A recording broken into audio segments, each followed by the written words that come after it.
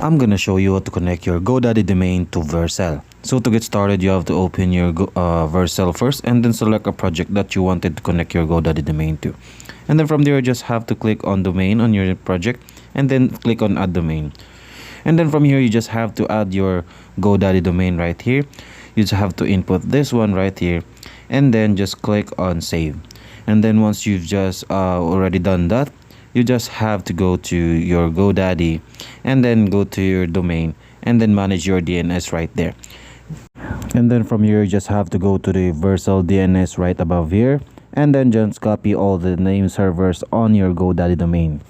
So in GoDaddy domain, you just have to go to your domain and then click on manage servers. And then on your manage servers, you'll just have to do is just click on name servers right here and then input the name servers which you have copied on Vercel.